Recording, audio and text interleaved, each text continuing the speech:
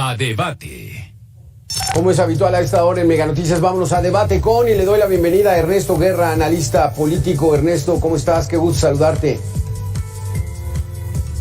Hola, estimado Alberto, buenas tardes. Ernesto, ya mucha gente no entiende y muchos verdaderamente no entendemos.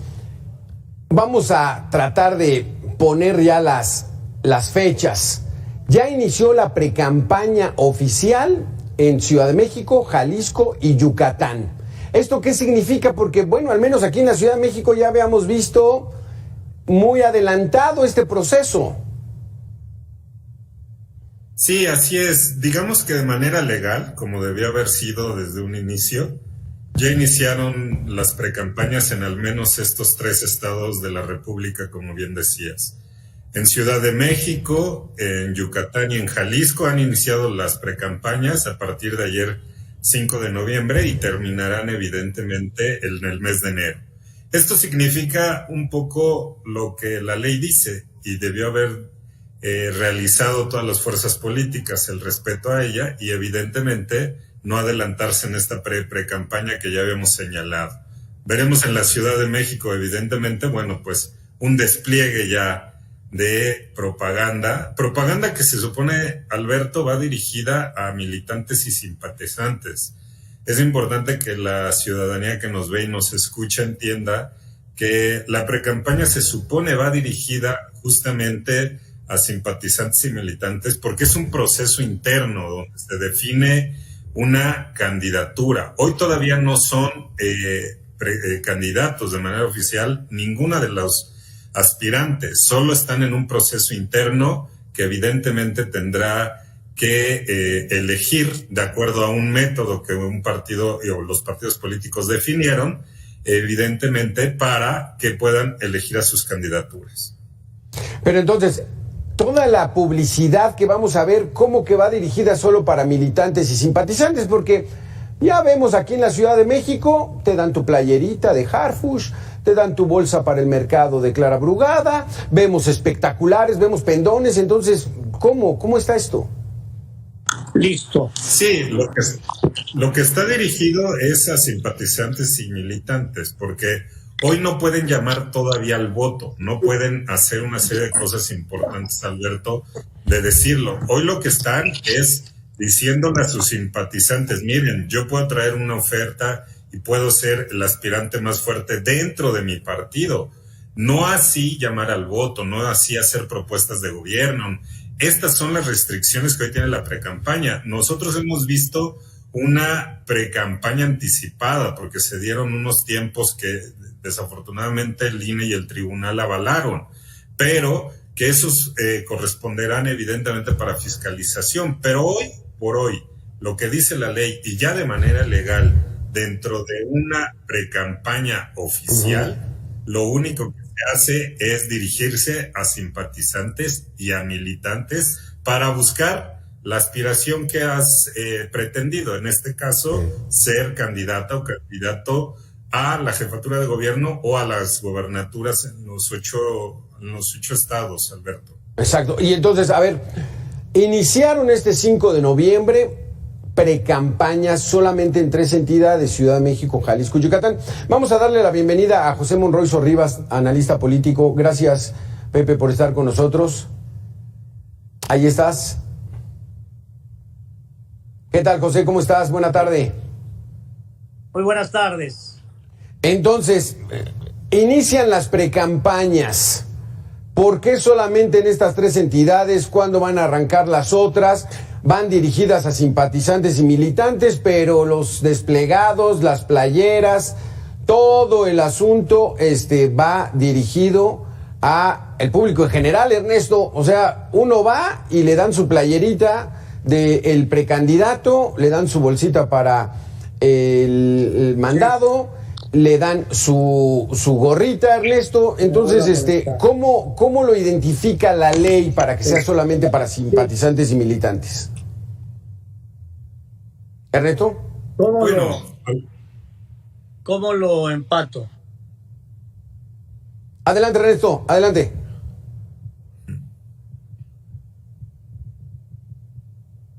Ernesto Guerra.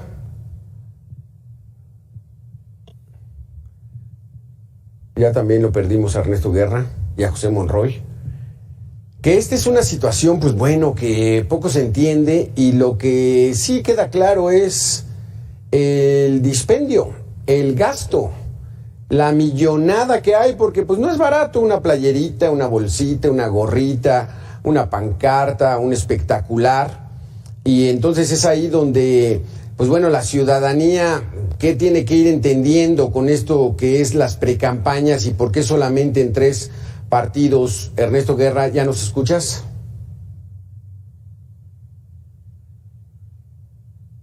Vamos a hacer una pequeña pausa y regresamos para restablecer las comunicaciones. Volvemos en 2 minutos.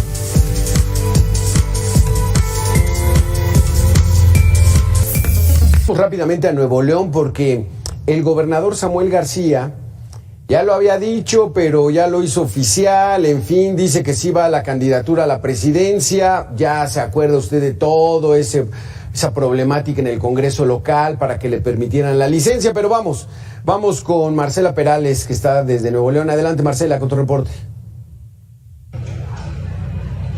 Gracias. Los saludos del Estado de Nuevo León para dar a conocer información importante en materia electoral, y es que el gobernador con licencia Samuel García Sepúlveda este fin de semana prácticamente pues se destapa, da a conocer y externa su intención para ir por la presidencia de la República. Sabemos que apenas hace 2 semanas el mandatario estatal solicitó una licencia de 6 meses al Congreso del Estado para mostrar esta intención, que no la confirmó en su momento, y el día de ayer pues bueno ya da como un hecho que va a ser el aspirante por Movimiento Ciudadano a la presidencia de la República. Hay que mencionar también que aunque se solicitó esta licencia, Samuel García había comentado que todavía no estaba seguro si se iba a inscribir o no para ser candidato a la presidencia de México. Sin embargo, pues ya este fin de semana deja en claro que sí lo hará de esta manera, y se espera que sea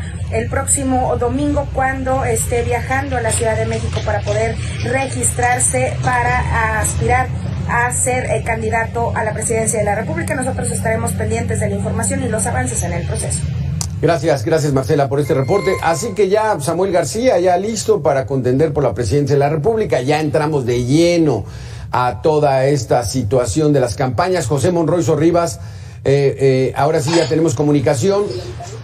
José, pues bueno, las precampañas van para militantes y simpatizantes, pero ya vemos el dispendio general. O sea, ¿y por qué solamente 3 entidades y no las demás? No escucha. ¿Tú sí escuchas, Ernesto?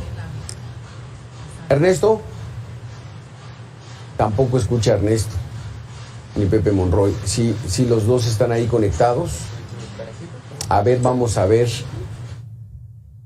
Entonces, vamos a establecer la comunicación, porque usted se preguntará, ¿cómo que ya empezaron las precampañas de manera formal? Pues sí, pues si ya llevan 2 meses y a usted le consta que en las calles, donde vaya, ve espectaculares, camiones estos con toda esa publicidad política, bardas, y le regalan a usted su playerita, su gorra, su mandil, su bolsita para el mandado, en fin. Son situaciones que todavía no podemos como comprender los ciudadanos, y que deberíamos hacerlo, porque todo ese dinero proviene de los impuestos, proviene de los ciudadanos. O sea, todo ese dinero que utilizan los partidos políticos, todos esos gastos que hacen, es dinero público. Y entonces, pues al menos deberíamos de entenderlo, Ernesto Guerra. Entonces, mientras seguimos, a ver, Ernesto o José Monroy, entonces, adelante, Pepe, pues, a ver, explícanos un poco este asunto, ¿por qué inician precampañas el 5 de noviembre solamente Ciudad de México, Jalisco, Yucatán? ¿Qué dice la ley? ¿Cómo vamos? Bueno, te estoy escuchando un poco lejos, Alberto, me da mucho gusto saludarte. Y bueno, me parece de entrada que el tema es un tema que nos ocuparía muchas ópticas para poderlo analizar. El primero que lo hemos platicado en tus espacios es la flagrante violación que ha habido a la ley.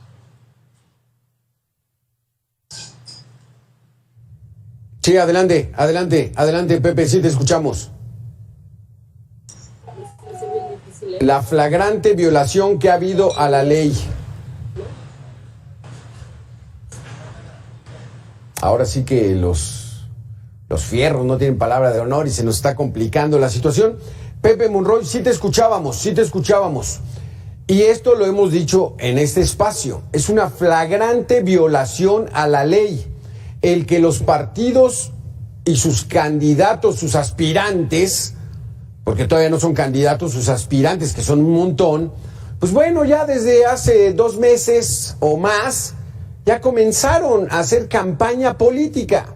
Y eso no es otra cosa más que politiquería electoral, porque hemos visto espectaculares, camiones, gorritas, playeras, y pues la gente dice, mira, pues una playerita me resulta buena para lavar el carro, para hacer algunas actividades. Y entonces todo ese dinero está supuestamente fiscalizado. Entonces, estas precampañas, aquí en la Ciudad de México en particular, pues va Harfuch, va Clara Brugada, va López-Gatell. Se supone que a partir de ayer ya comenzaron a hacer una precampaña. José Monroy, ahora sí dinos, lo primero que fue una flagrante violación a la ley por haber anticipado sus precampañas, José. Bueno, lo hemos platicado en tus espacios, Alberto querido, con tu auditorio, que el gobierno empezó por ser el primer violador de la ley electoral, y lo fue el presidente de la República cuando 3 años de anticipación destapó, por cierto, de manera muy peyorativa, a los que él pensaba que podían tener los perfiles y las posibilidades para aspirar a sucederlo, y les llamó las corcholatas. Y luego, en un asunto, Alberto, de poca seriedad, ha jugado al sofisma de que si son candidatos o precandidatos, si no puede decir la palabra mágica, si son coordinadores de Morena o no, en fin. Pero al final de cuentas, es una sesión, como lo hemos dicho. Lo que son realmente una flagrante violación con una anticipación de precampañas que, ojo, implican gastos, como lo dices, implican recursos, implican movilización. Cuando Ebrard levantó la mano para decir que estaba inconforme desde el tema de las encuestas, pasando, y lo calificó, con la Secretaría del Bienestar, que estaba haciendo movilizaciones a favor de Claudia, bueno, parecería ser que ahí iba a haber alguna implosión. No llegó a más y no sabemos cuál sea el futuro de Ebrard o que haya negociado. Pero dices y dices bien, los dineros de los partidos, no olvidemos que son dineros al final de cuentas nuestros, no solamente las prerrogativas, es decir, aquello que les dan, haya o no haya campaña, sino aquello que les dan cuando hay campaña. Somos de los pocos países, Alberto, en el mundo que le da financiamiento a los partidos para que hagan sus campañas. En otros países la gente hace su bolsita, sus cooperachas, y aquí el gobierno le da de tu dinero y del mío para hacerlo. Primer error. Pero segundo, cuestan muy caros. El voto del México cuesta mucho y sirve relativamente poco. Podría servir más y costar menos. Pero por el otro lado, y dices también bien, que rindan cuentas, con transparencia. Nosotros no nos podemos comer con la facilidad de un niño de 2 años, que todo es regalado, que los panorámicos cayeron por obra y gracia del Espíritu Santo, que llegó una mano mágica que pintó Claudia, Marcelo, Monreal, Xochitl o Harfuch. Esto no lo podemos creer, Alberto. Al final de cuentas es un tema de honestidad, pero honestidad que no se respeta en este proceso electoral y que puede ser muy grave porque, ojo, van a gastar más de 25,000 millones de pesos para elegir a más de 20,000 cargos de elección popular, y vamos a ver qué tanto sirve para el país esta democracia de partidos y de elecciones. Porque aquí, Ernesto Guerra, ya nos escuchas perfectamente. ¿Por qué iniciaron nada más 3 entidades pre-campaña? ¿Cuándo empiezan las otras? ¿Cuándo vamos a ver toda esa vorágine para los más de 20,000 puestos de elección popular que están en juego para junio del 2024? Sí, estimado Alberto, mira, acuérdate que las precampañas para las gobernaturas son con base a un calendario que dictan las propias leyes locales o estatales. El INE lo que hace es, en un acuerdo de atracción, atraerlas justamente para el control de la fiscalización, porque ese es el mandato constitucional que tiene el Instituto Nacional Electoral.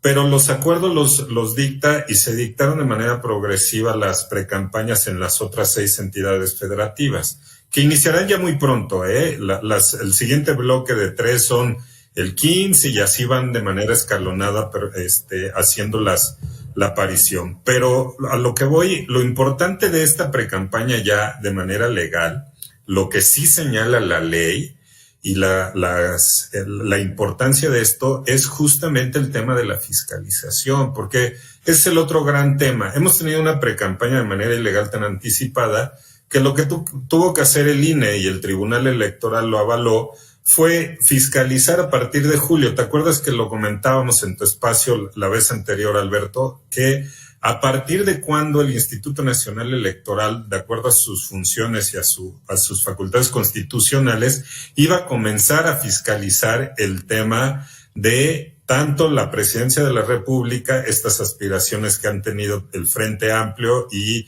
Juntos Haremos Historia. Bueno, ahora en las gobernaturas será exactamente lo mismo. A partir de julio se empezará a fiscalizar y a tomar en cuenta los gastos que el INE ha realizado en las revisiones que ha tenido en estos eventos sociales, privados, y lo que han representado y hemos visto visiblemente en nuestro país, todo lo que tiene que ver con pendones, puentes, bardas espectaculares y demás. Bueno, eso el INE ya lo está fiscalizando y eso es lo que tendrá que emitir una vez que terminen las precampañas, esto por ahí del 18 de enero, entre la federal y las locales, a las 9 gubernaturas, emitir su dictamen de fiscalización. Dictamen muy importante, Alberto, que también hemos comentado en tu espacio, porque este dictamen te dirá qué aspirantes, tanto en lo federal como en lo local, se ajustaron al tope de campaña, de precampaña,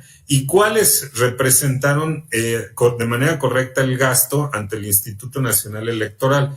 Y si no, una de las sanciones importantes, lo decíamos ya también, es que evidentemente podría ser el no registro de ya alguna candidatura, como también ya tenemos el precedente en el INE para el caso de las gobernaturas de Guerrero y de Michoacán. Exactamente, José Monroy. ¿Confías, José Monroy, en que esta fiscalización del Instituto Nacional Electoral pudiera verdaderamente sancionar a estos que están repartiendo a diestra y siniestra cualquier tipo de recuerdito ahí para hacerse campaña? Mira, confiaría, Alberto, por una natural vocación demócrata y por una necesidad, hasta diría yo, enfermiza, de que nuestro país saliera de este bache. Confiaría, pero tengo mis reservas.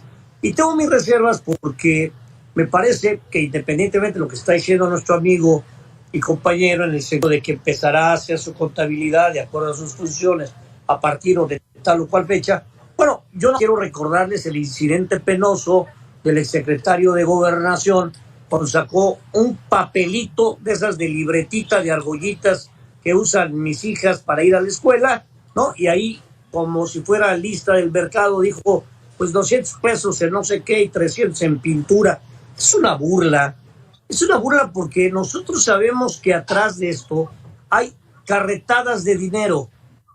Carretadas, y no es una figura retórica, es real. Hay bodegas llenas de dinero en efectivo. Aquí la gran pregunta es, ¿de dónde viene? Si nosotros nos hemos preocupado, Alberto, por tratar de que el financiamiento a los partidos, ojo, nos cueste, pero que no venga de los lugares mal habidos, es decir, que no venga de la delincuencia organizada, bueno, habrá que ponerle grandes comillas, porque que yo sepa, pues no alcanza en términos normales las cantidades aprobadas por el instituto para lo que son las campañas y lo que ya se gastó. Alberto, a ver, hago una pregunta. ¿Qué va a pasar con aquella cantidad de panorámicos en todo el país a favor de Monreal, a favor de Adán, a favor de Marcelo, sobre todo, que ya no son aspirantes a la presidencia? ¿Cómo van a contabilizar esta parte? Y luego la otra, claro, tiene potestad para anular eventualmente una candidatura, pero yo como veo las cosas, con la disminución que el Ejecutivo Federal ha provocado en los órganos autónomos, entre otros al INE, pues lo veo un poco como hemipléjico. Y el INE me queda claro que no es el órgano colegiado.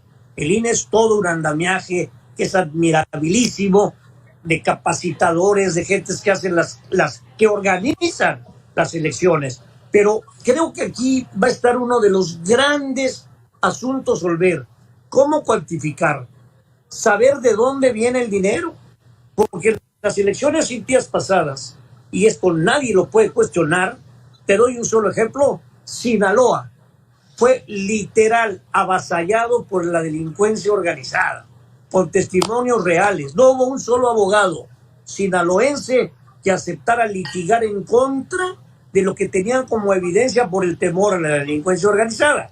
Entonces, termino mi opinión en el sentido, creo que hay que ser muy, muy pulcros en esta parte, pero veo que el INE y el Tribunal Electoral inclusive van a estar, entre comillas, van a estar como que un poco con las manos atadas, y más con un presidencialismo tan exacerbado como el que ha marcado la gestión de López Obrador en la 4T.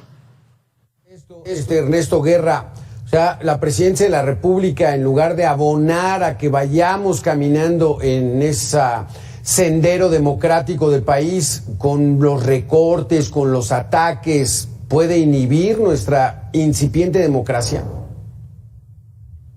Esperaría que no, Alberto. La verdad es, sí ha sido, ha tratado evidentemente de arengar hacia su movimiento, hacia su partido, pero esperaría que no, porque la actitud del Instituto Nacional y del Tribunal, a diferencia un poco de lo que opina nuestro amigo, me parece que han hecho un trabajo importante. No es lo que recorte Adán Augusto en un papel, es lo que el INE ha visto, es lo que el INE obtenga. Eso es una de las características fundamentales de la reforma constitucional del 2014, donde le dieron todos los dientes al Instituto Nacional Electoral, Alberto. Me parece que eso es fundamental. Tenemos precedentes y ha habido importantes decisiones que ha tomado el INE en su momento para sancionar en materia de fiscalización. Es muy importante, no es lo que diga un aspirante o no. Y la otra parte, ¿cómo va a contabilizar lo que ya no hicieron? Bueno, lo dice tanto el reglamento de fiscalización como la LEGIP y la Ley General de Partidos, pues ese se le va a contabilizar al partido, Alberto. Ese se le va a contabilizar a Morena. Sus otros aspirantes, así como los del Frente Amplio por México, esta regla aplica para todos. Están señalados en las facultades que tiene el instituto de hacer. Y no es lo que dijera un candidato o no, o un aspirante o no. Es lo que el INE revisa, por eso el INE despliega a través de sus 300 juntas distritales a su personal. No hablamos de otro tipo de personal, sino del Instituto Nacional Electoral, que va a los eventos y revisa y hace un acta y determina. Por eso hay una serie de factores en el reglamento, como los precios que han señalado para que no nos engañen los partidos políticos. Hay una matriz de precios y hay una serie de cosas de manera técnica, Alberto, que el instituto determina. No es, ojo, lo que dicen los partidos, es lo que se verifica por parte del Instituto Nacional. Por eso es importante. Ahora, tratando de contestar un poco tu pregunta, ¿ha influido el presidente de la República? Pues justamente es lo que han tratado de hacer las autoridades, de frenar que en cada mañanera, desde este púlpito presidencial, pueda haber una injerencia y se rompan principios fundamentales como la equidad en la contienda. Eso es fundamental. Por eso hemos visto tantas medidas cautelares que le dicen al presidente de la República: tú ya no puedes opinar en temas electorales, porque ya comenzó desde el 7 de septiembre el proceso electoral y se han determinado una serie de cosas. Vimos cómo le quitaron su franja que había puesto ahí en la mañanera. Hemos visto una serie de cosas que está en litigio porque así está el control constitucional que nos hemos dado, Alberto. Entonces, yo sí esperaría que evidentemente se aplique la ley, se hagan las cosas como se tienen que hacer. Y lo que hemos visto, el INE, a pesar justamente de quererlo mermar en el tema, que hoy por cierto está en la Cámara de Diputados discutiéndose el presupuesto y si le quitan 5,000 millones o no, entre ellos al INE o a los órganos autónomos, bueno, hemos constatado que el INE es una gran estructura y es una de las instituciones muy sólidas que afortunadamente el Estado mexicano sigue prevaleciendo. Y no lo digo yo, lo dice la encuesta del país que se aplica en el ámbito nacional y que evidentemente sigue percibiendo la característica al INE como una de las instituciones sólidas que afortunadamente tenemos en nuestro país, Alberto. Ernesto José Monroy, vamos a tener que hacer una pequeña pausa de 2 minutos. Regresamos con este tema que está muy interesante porque, como hemos dicho, es dinero de todos los mexicanos. Regresamos en 2 minutos.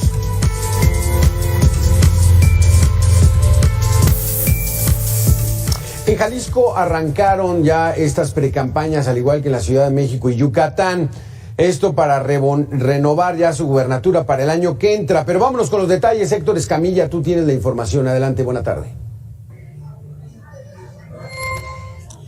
¿Qué tal? Muy buenas tardes. Estamos aquí en la conclusión de una rueda de prensa encabezada por los partidos Morena, Hagamos, Futuro, Partido Verde y Partido del Trabajo, quienes anunciaron irán en coalición para el proceso electoral de 2024. Juntos haremos historia por Jalisco es el nombre de esta coalición, de esta fuerza, de esta alianza que tratará de hacer frente a otros 2 bloques que estarán compitiendo en la boleta de la entidad. El Partido Movimiento Ciudadano decidió ir solo en este proceso de 2024.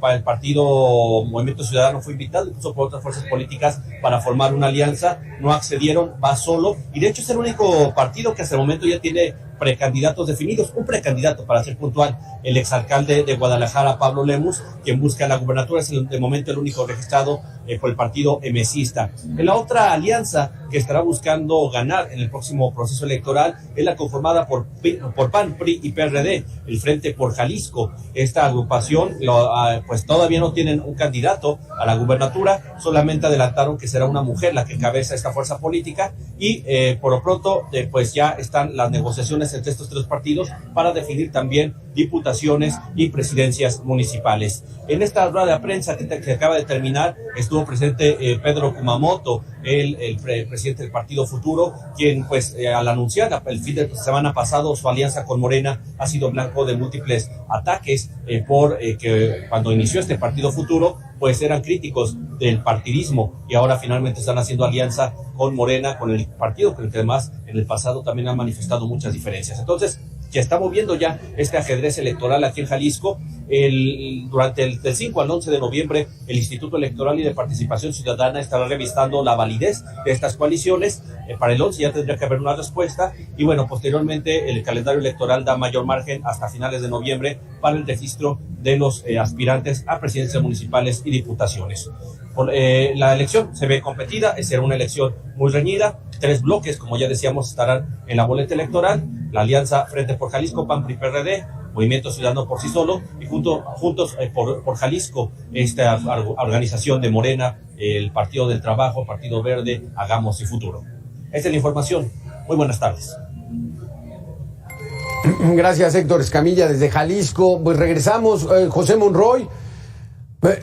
Hay que hablar de honestidad, de probidad, de congruencia. Pedro Kumamoto, él juraba y perjuraba que el camino de los independientes, la ciudadanía, se va a Morena. Alberto querido, bueno, primero una acotación a nuestro amigo Ernesto. Yo desde luego, igual que él, soy un firme creyente que el Instituto le declara una batalla extraordinaria, los órganos autónomos en general, no los directivos nada más, sino los órganos como tal, para fortalecer nuestra democracia. Y la verdad es que, por ejemplo, el personal pleito que tomó el presidente contra Córdoba daría la impresión que el INE era Córdoba. No, el INE es todo un andamiaje, ya lo dijimos. Lo mismo el tribunal. Es decir, primero que nada yo quiero ratificar mi fe y mi confianza en que estas instituciones han costado mucho. Del Instituto Federal pasamos al Instituto Nacional Electoral, pero finalmente le quitamos al gobierno la posibilidad de que fueran los que organizaban las elecciones. Los últimos fueron cuando Bartlett fue precisamente secretario de Gobernación, hoy director de la Comisión Federal, y fue la última elección. Entonces, en ese orden de ideas, creo que hay que ser particularmente cuidadosos con lo que viene, porque el trapecismo político, por no llamarlo más fuerte y por no cometer una falta de respeto a condiciones, pero el trapecismo político es de locos. O sea, yo no conozco de verdad, salvo excepción, que pasen de un partido al otro, los partidos contrarios. El PRI ideológicamente estaba en contra del PAN, pero ahora se unen para efectos electoreros. El Verde, pues es el partido ancla, ¿no? Siempre se va para donde está el problema o para donde está la fortaleza. El PT, pues es un holograma al servicio de... Y ahora el PRI, te hago una pregunta, ¿de veras el PRI es Alito? Alito Moreno representa al priismo y a los priistas que en medio de todos sus claroscuros, Alberto, pues también tuvieron muchos aciertos. Y este país, querrámoslo o no, durante un buen tiempo se construyó por cuadros salidos de ahí. Ahora bien, me parece que el tema de honestidad, de congruencia, el tema de tener valores para poder levantar la cara limpia hasta donde se pueda y pedir que confíen en ti para que tú puedas legislar en nombre de o gobernar, este es el tema de fondo. Yo te lo pondría de manera muy fácil. Si en este momento supiéramos, los tres que estamos en la mesa, que nos quedan 48 horas de vida, ¿en manos de quién confiarías la vida de tus hijos si fueran unos jóvenes? ¿En las manos de quién? ¿De los candidatos de Claudia? ¿De Alito? ¿De Moreira? O sea, ¿en las manos de quién, me pregunto? ¿De Cortés? ¿En las manos de Dante? Esa puede ser una medular que responde a tu preocupación. O sea, integridad, honestidad y congruencia. Pero la verdad, Alberto, los que Parece que mientras más hacen las cosas mal, mejor les va a nuestros políticos. Tenemos 30 segundos, Ernesto Guerra, para cerrar esta mesa. Interesante, Alberto. La verdad es que veremos una campaña y una campaña interesante. Vamos a analizar así verdaderamente lo que proponen, las propuestas de gobierno. No, lo hemos repetido en tu programa otras veces. Son dos futuros, 2 millones de país, quizá una tercera con MC. Vamos a ver si registran el 2 de noviembre finalmente. Yo sigo sosteniendo que sí.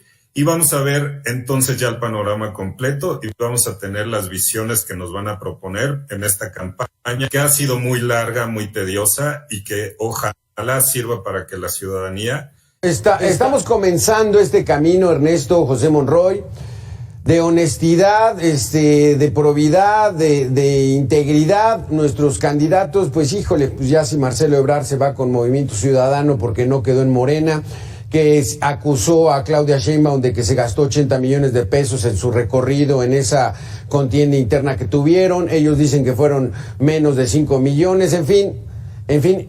Y de esos va a salir el gobierno de nuestro país. Pues bueno, ahí lo tenemos. Ernesto Guerra, José Monroy, gracias por haber estado con nosotros. Nosotros una pequeña pausa y regresamos en 2 minutos.